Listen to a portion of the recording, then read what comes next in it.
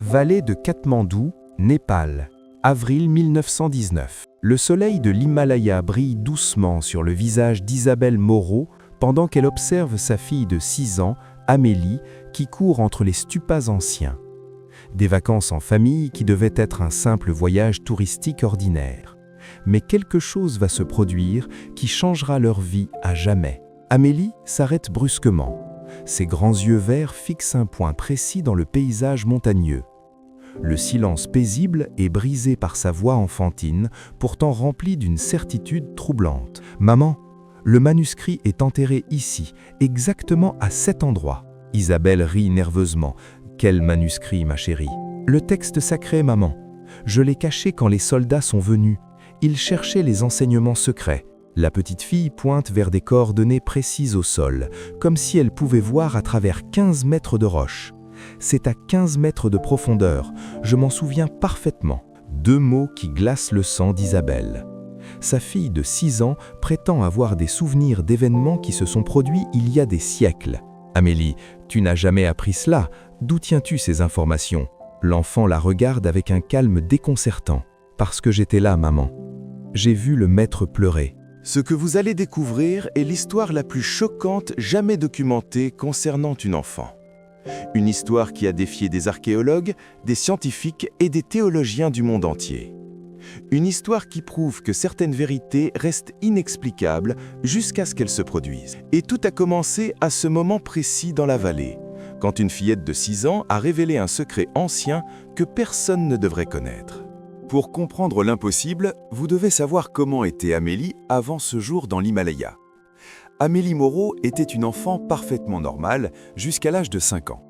Elle jouait avec ses poupées, regardait des dessins animés et avait peur du noir. Une petite Parisienne typique, élevée dans une famille laïque qui ne pratiquait aucune religion particulière. Puis, 20 septembre 2018, l'accident. Amélie est tombée des escaliers de leur appartement et s'est cognée violemment la tête. Elle est restée inconsciente pendant 52 minutes. Les médecins ont dit que c'était miraculeux qu'il n'y ait pas de lésion cérébrale permanente. Mais quand elle s'est réveillée à l'hôpital, Isabelle a remarqué quelque chose d'étrange dans son regard, une profondeur qui ne devrait pas être là. « Ce n'est plus la même enfant », a-t-elle murmuré à son mari Thomas cette nuit-là. Les premiers signes étaient subtils. Amélie a commencé à dessiner sans arrêt, mais pas des dessins typiques d'enfants. Elle dessinait des symboles étranges, des montagnes pointues, des moines en robe orange, et toujours un livre ancien avec des caractères qu'Isabelle ne reconnaissait pas. « Qu'est-ce que c'est, Amélie ?» demandait Isabelle en montrant les dessins. « C'est là où j'habitais avant », répondait-elle avec une nonchalance troublante. Mais c'est le dessin du 3 mars 2019 qui a tout changé. Isabelle a trouvé Amélie dans sa chambre, dessinant avec une concentration inhabituelle pour son âge. Sur le papier se trouvait une montagne parfaitement détaillée avec des grottes spécifiques marquées d'un X. « Amélie, quelle montagne est-ce » La petite fille a levé les yeux. Ses yeux verts contenaient une gravité inquiétante. « C'est ma maison, là où j'ai caché le manuscrit quand les envahisseurs sont venus le chercher. » Isabelle a senti un frisson parcourir son dos. Sa fille de 6 ans venait de parler à la première personne d'événements historiques. Elle venait de prétendre avoir vécu il y a des siècles dans l'Himalaya. « Amélie, ma chérie, tu n'es jamais allée là-bas. »« Si, maman, je suis Tenzin. » Cette nuit-là, Isabelle a fait des recherches frénétiques en ligne. Tenzin, le nom apparaissait dans de vieux textes, comme celui d'un jeune scribe qui accompagnait un maître spirituel au XVIIe siècle, un gardien de manuscrits sacrés. Mais ce n'était que le début de quelque chose qui allait tout remettre en question sur la vie, la mort et la mémoire. 3 mois après l'incident avec le dessin, la famille Moreau a décidé de tester les affirmations impossibles de leur fille. Si Amélie avait vraiment des souvenirs de l'Himalaya ancien, le meilleur endroit pour vérifier serait le musée Guimet à Paris, le plus grand musée d'art asiatique d'Europe. Isabelle et Thomas ont planifié la visite comme le test ultime. Si leur fille n'était qu'une enfant avec une imagination active, elle serait fascinée par les statues comme n'importe quel touriste. Le 7 mai 2019, la famille Moreau a franchi les portes du musée. Amélie marchait calmement entre les vitrines, mais ne montrait pas la curiosité typique d'une fillette de 6 ans. Elle est passée devant des bouddhas dorés sans ciller. Elle a ignoré les immenses mandalas qui faisaient pousser des cris d'excitation aux autres enfants. Puis ils ont atteint la salle des manuscrits anciens. Amélie s'est arrêtée net devant une vitrine spécifique. À l'intérieur se trouvaient des fragments de textes tibétains du XVIIe siècle. Ses yeux se sont remplis de larmes. « C'est mon écriture !» a-t-elle murmuré en pressant ses petites mains contre le verre. Les touristes se sont retournés pour les regarder. Isabelle a senti la honte monter à son visage. « Amélie, calme-toi, ce ne sont que de très vieux manuscrits. » Mais Amélie a continué, sa voix tremblant d'émotion. « Le maître m'a dicté ces mots. Nous étions dans la grotte froide et j'avais mal aux doigts à force d'écrire. J'ai caché les pages les plus importantes près du grand rocher qui ressemble à un lion. Exactement 783 pas depuis l'entrée du monastère. » Le silence dans la salle était absolu. 783 pas. Un rocher qui ressemble à un lion. Comment une fillette de 6 ans pouvait-elle connaître des détails géographiques aussi précis sur l'Himalaya? Dr Chen Wei, le conservateur spécialiste des manuscrits tibétains, qui avait entendu toute la conversation, s'est approché en tremblant. « Excusez-moi, madame, votre fille a-t-elle étudié des textes d'histoire himalayenne ?»« Jamais, » a répondu Isabelle, « elle sait à peine lire. » Dr Chen a regardé Amélie avec un mélange de fascination et d'effroi. Car ce qu'elle venait de décrire, ces formations rocheuses et spécifiques, avaient été documentées pour la première fois l'année précédente par son équipe. Cela n'avait jamais été publié officiellement. Comment Amélie pouvait-elle savoir quelque chose qui n'était même pas encore dans les livres? L'expérience au musée a tout changé pour la famille Moreau. Ce n'était plus une simple fantaisie enfantine, c'était quelque chose de plus profond, de plus troublant. Dans les semaines suivantes, Amélie est devenue obsédée. Elle ne jouait plus avec ses jouets, elle ne regardait plus la télévision. Elle dessinait uniquement des cartes de la vallée de Katmandou avec une précision déconcertante, incluant des routes commerciales, des sources d'eau et des formations rocheuses qui n'apparaissaient sur aucun atlas touristique. « Je dois rentrer à la maison », répétait Amélie chaque jour. « Le manuscrit m'appelle ». Thomas Moreau était un homme pragmatique, comptable de profession. Mais les larmes constantes de sa fille l'ont brisé. « Si nous y allons et que nous ne trouvons rien, tu promets que ça s'arrêtera ?» a-t-il demandé à Amélie un soir de juin. « Ça s'arrêtera, papa, mais seulement quand nous trouverons ce que nous cherchons. » Le 15 juillet 2019, les Moreau ont atterri à l'aéroport de Katmandou. Ils avaient engagé Dorje Sherpa, un guide népalais avec 25 ans d'expérience dans l'Himalaya, un homme qui connaissait chaque rocher, chaque grotte, chaque danger de cette région sacrée. Mais quand Amélie est descendue du véhicule au pied de la vallée, quelque chose d'extraordinaire s'est produit. La fillette s'est dirigée directement vers une formation rocheuse spécifique et s'est agenouillée. Avec des larmes coulant sur ses joues, elle a embrassé le sol. Le paysage aride a commencé à murmurer dans une langue que personne d'entre eux ne reconnaissait. Dorje s'est figé. En 25 ans comme guide, il avait vu des milliers de pèlerins arriver en ce lieu sacré. Certains pleuraient, d'autres priaient, beaucoup étaient submergés par l'histoire. Mais il n'avait jamais vu quelqu'un se comporter comme s'il rentrait chez lui. « Qu'est-ce qu'elle dit ?» a demandé Isabelle, sa voix se brisant. Dorje, qui parlait népalais, tibétain et plusieurs dialectes anciens, a écouté attentivement. Son visage est devenu pâle. Elle parle en tibétain classique du XVIIe siècle.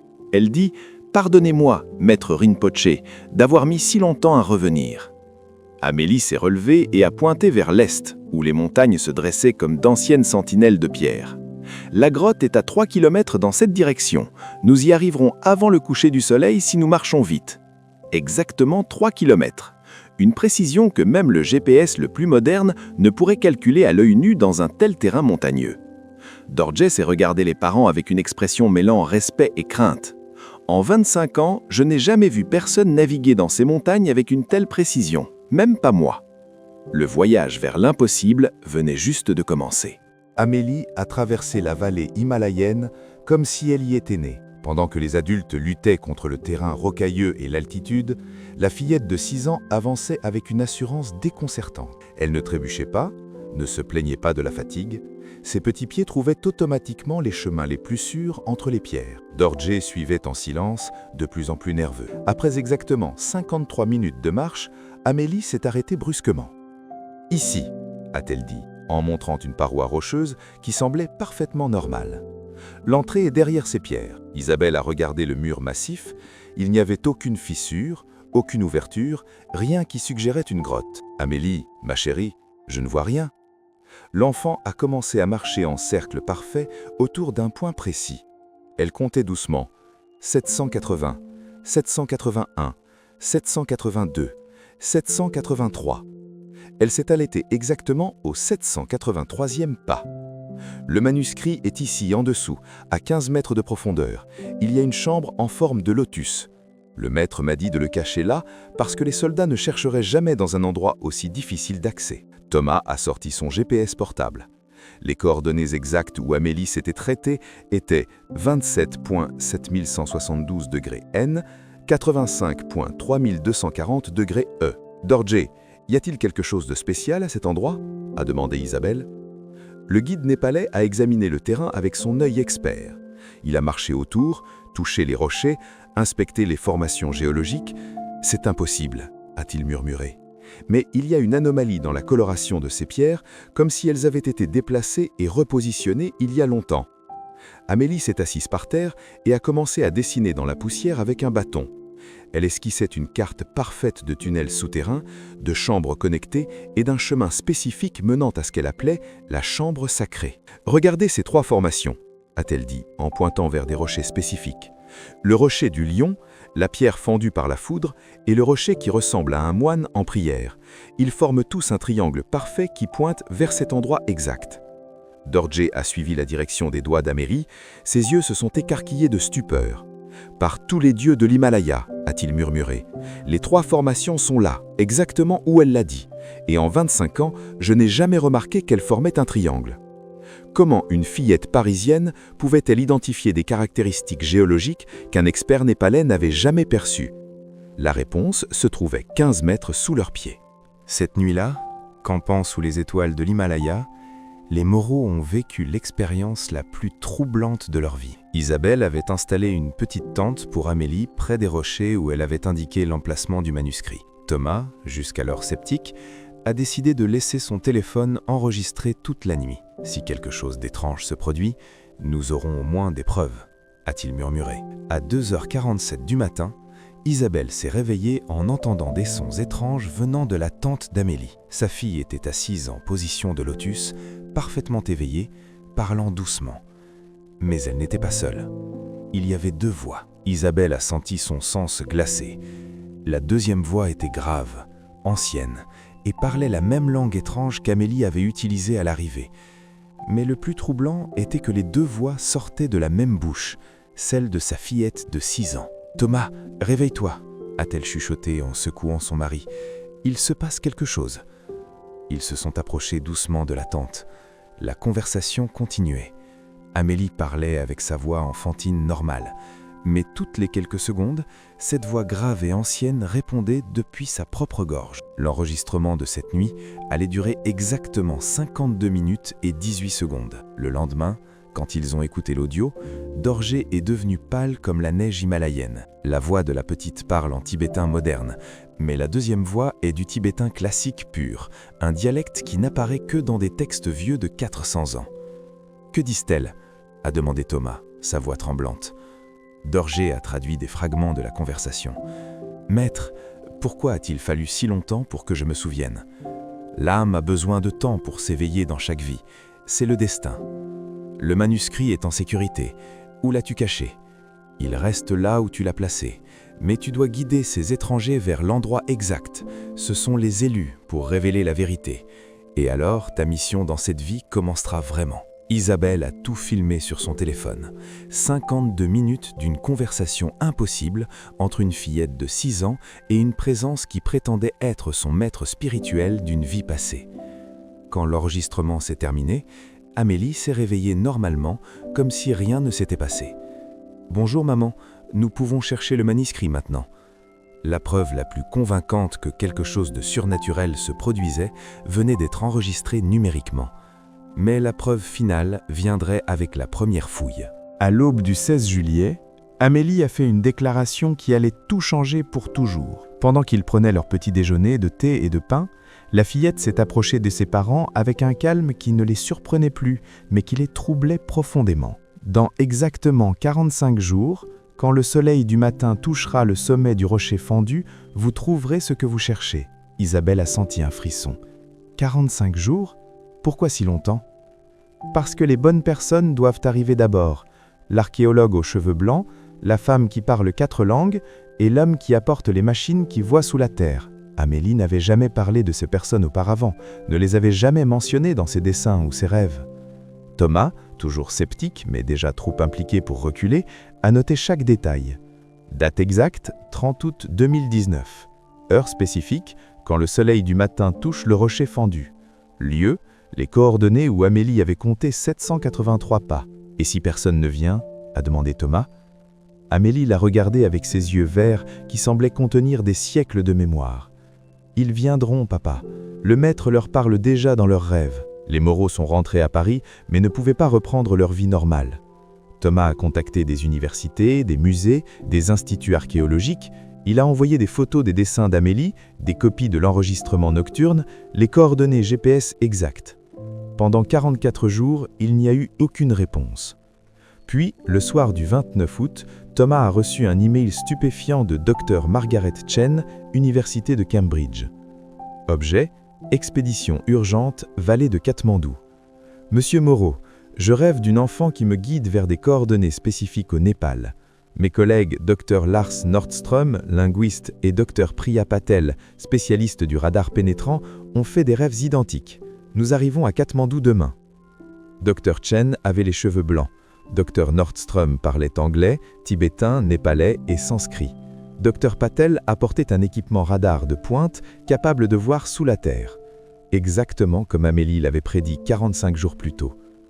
Le 30 août 2019, à 7h34 du matin, quand les premiers rayons du soleil ont touché le sommet du rocher fendu, l'équipement radar a détecté une cavité parfaite à 15,2 mètres de profondeur, en forme de lotus. Exactement là où Amélie avait pointé.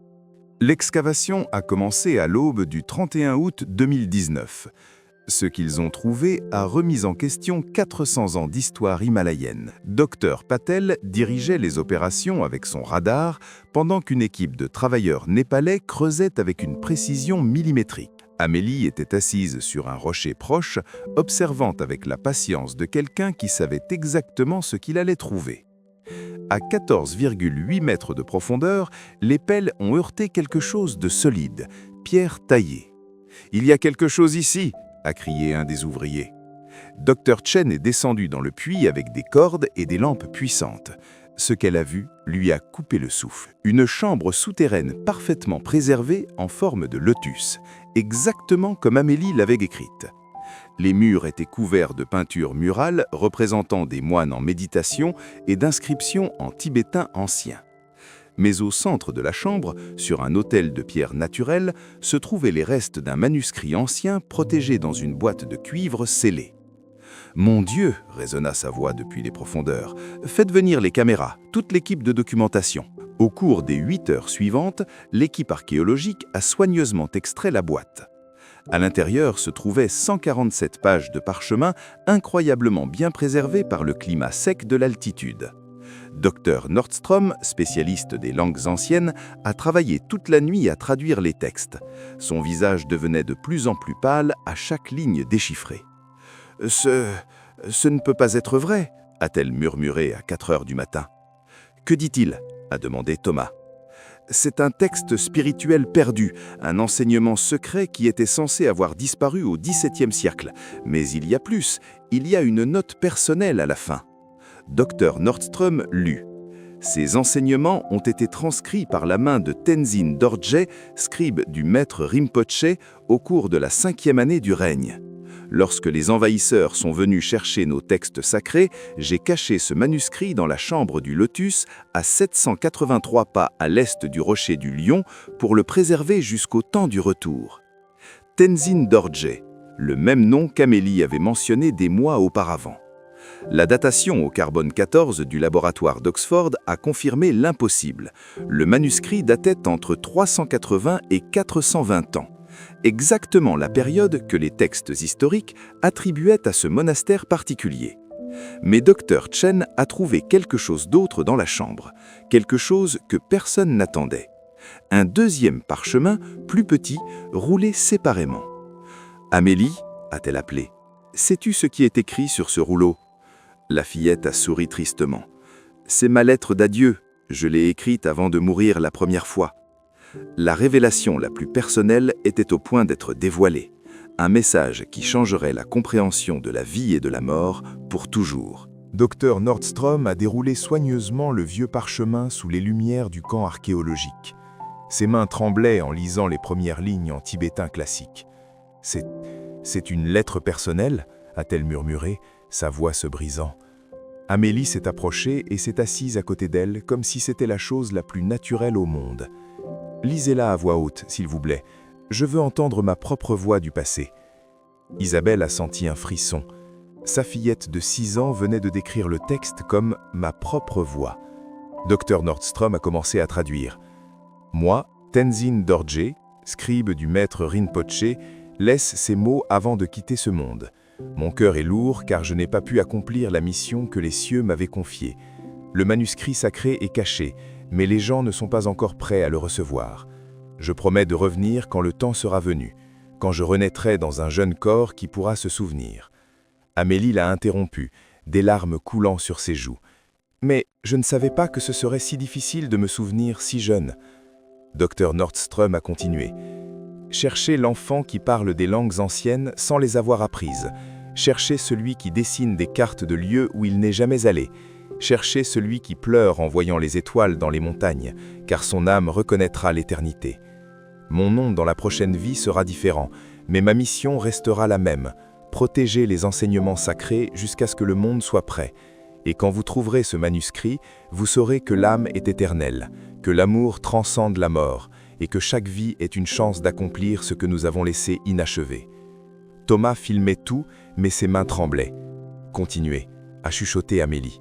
« Il y a des signes spécifiques pour me reconnaître. L'enfant se souviendra de l'endroit exact où le soleil se couche le 21 de chaque mois. » Amélie a pointé vers l'horizon ouest. « Derrière cette montagne qui ressemble à un Bouddha endormi, toujours le 21. » Dr Chen a vérifié avec sa boussole et son GPS. La description était parfaitement exacte. Mais la dernière partie du parchemin allait révéler le véritable but de toute cette expérience. Quand le manuscrit reviendra à la lumière, le temps des grandes révélations commencera. D'autres âmes éveillées guideront l'humanité vers des vérités plus profondes. Mon retour n'est que le premier de beaucoup. Amélie a regardé les adultes avec une sagesse impossible pour son âge. Je ne suis pas la seule à être revenue. Il y a d'autres enfants dans d'autres endroits qui se souviennent d'autres missions. 5 ans se sont écoulés depuis ce jour dans la vallée de Katmandou. Amélie Moreau a maintenant 11 ans et ce qui s'est passé depuis remet en question tout ce que nous pensions savoir sur la réincarnation. Le manuscrit de Tenzin, comme il a été officiellement nommé, est maintenant exposé au musée Guimet à Paris. La datation au carbone 14, l'analyse linguistique et la vérification archéologique ont confirmé son authenticité. C'est l'un des textes spirituels himalayens les plus anciens jamais découverts. Mais l'histoire d'Amélie ne s'est pas arrêtée là. En 2022, à l'âge de 9 ans, Amélie a localisé une deuxième chambre souterraine aux coordonnées 27,694 degrés nord, 85,3167 degrés est. À l'intérieur, les archéologues ont découvert 63 rouleaux supplémentaires contenant des textes sur la médecine ancienne, l'astronomie et ce qui semble être une carte détaillée de chambres secrètes à travers tout l'Himalaya. C'est comme si sa mémoire se déverrouillait progressivement, explique Dr Chen, qui est devenue la principale chercheuse de ce cas. Chaque année, elle se souvient de plus de détails, de lieux plus précis. Mais le plus troublant, c'est qu'Amélie n'est pas seule. Depuis 2020, les Moreau ont été contactés par 31 familles de différents pays. Toutes rapportent le même schéma. Des enfants entre 4 et 8 ans qui parlent des langues anciennes, dessinent des cartes de lieux historiques avec une précision impossible et prétendent avoir vécu des vies antérieures dans des civilisations perdues. Yuki, 7 ans, de Tokyo, dessine parfaitement les plans intérieurs du château d'Osaka tel qu'il était en 1615, incluant des pièces secrètes que les archéologues ont récemment confirmées. Lucas, 6 ans, de Sao Paulo, parle couramment le quechua ancien et a localisé 3 sites incas empenus dans les Andes péruviennes. Maya, 8 ans, du Caire, décrit en détail des cérémonies spécifiques d'Égypte ancienne qui n'apparaissent que dans des textes académiques spécialisés. Les chercheurs ont nommé ce phénomène syndrome de mémoire ancestrale, ou plus communément, syndrome de l'Himalaya. C'est comme si certaines âmes s'éveillaient simultanément partout dans le monde, théorise Dr Nordström. Coïncidence? Évolution spirituelle? Nous ne savons pas. Amélie, maintenant âgée de 11 ans, conserve tous ses souvenirs mais a appris à mener une vie normale. Elle joue au football, aime les jeux vidéo, a des amis à l'école. Mais chaque été, la famille retourne au Népal. Il y a encore 9 autres chambres, dit Amélie avec la même certitude qu'autrefois, et je ne suis pas la seule qui doit accomplir sa mission. Dans votre propre famille, dans votre quartier, il pourrait y avoir un enfant avec des souvenirs impossibles. Un enfant qui dessine des cartes qu'il ne devrait pas connaître. Un enfant qui parle d'avoir été adulte auparavant.